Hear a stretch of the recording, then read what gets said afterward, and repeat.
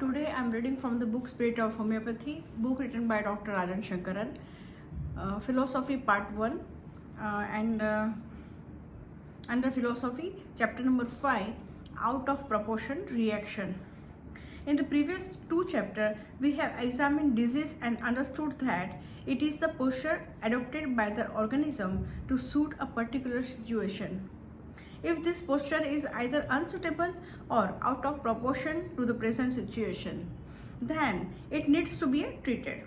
We examine in detail the reason for the development of unsuitable posture, and we show that they come from the memory of the past situation, such as memory we can say a root. In this chapter, we shall try to understand the reason for out of proportion reaction. Out of proportion reaction can be encountered several times a day. One might even say that a reaction that is in proportion to the stress is the exception rather than the rule. Take any stress, for example, a fire in the house or even a smoke coming from the room.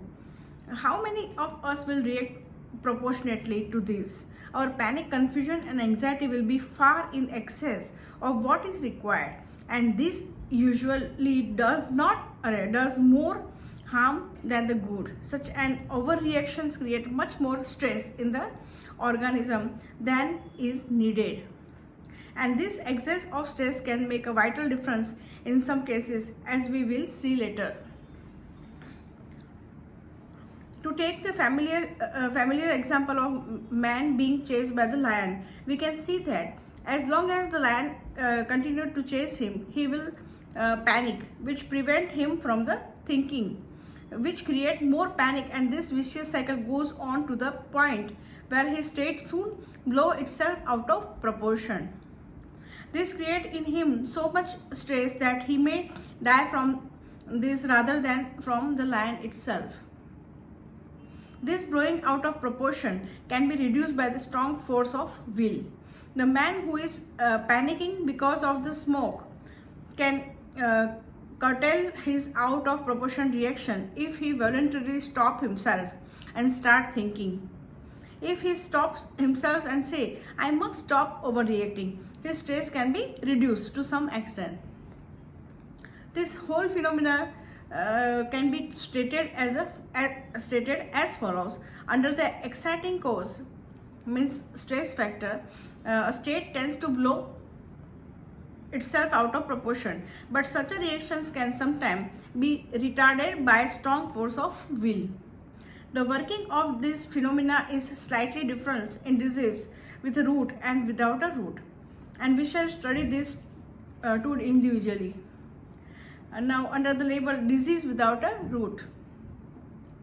Some diseases are without a root. They occur due to very strong, intense, exciting factor.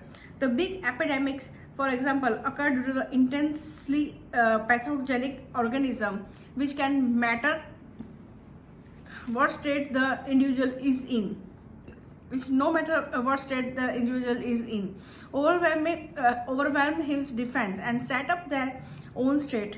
Normally, in such epidemics, the state of most individuals suffering from the disease will be the same.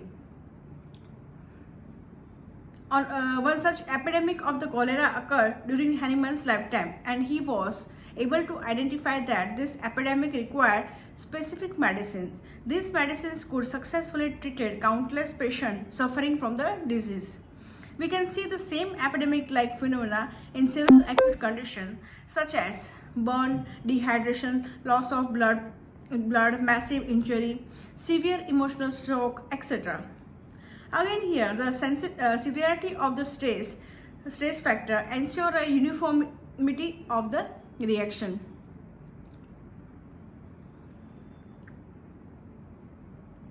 Sorry.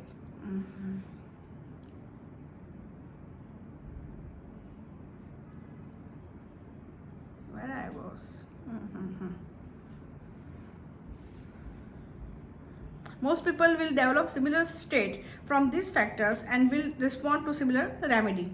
These remedies can very often make a vital difference between the life and the death. The questions arise, How does the homeopathic remedy make a difference in such a situation? We have already mentioned that if the disease state is in proportion to the stress factor, then it cannot be treated.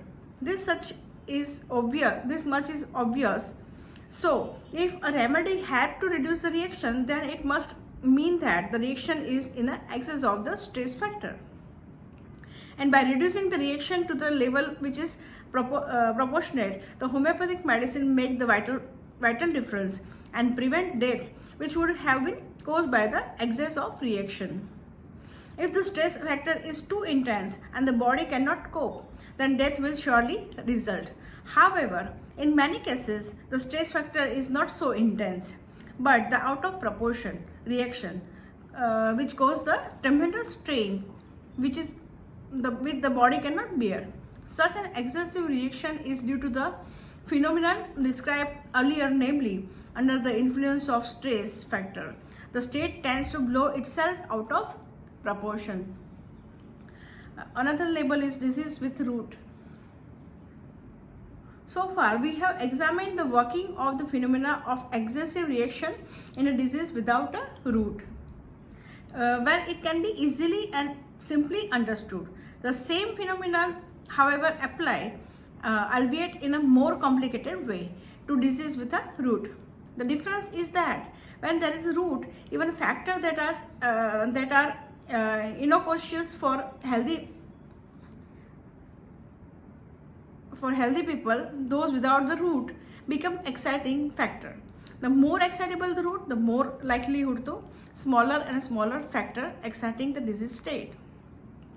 Therefore, when we look at the phenomena of the excessive reaction in these people, we find they are under the constant influence of the exciting factor, and therefore their state keeps going out of proportion as well as being unsuitable to the present situation because of their roots.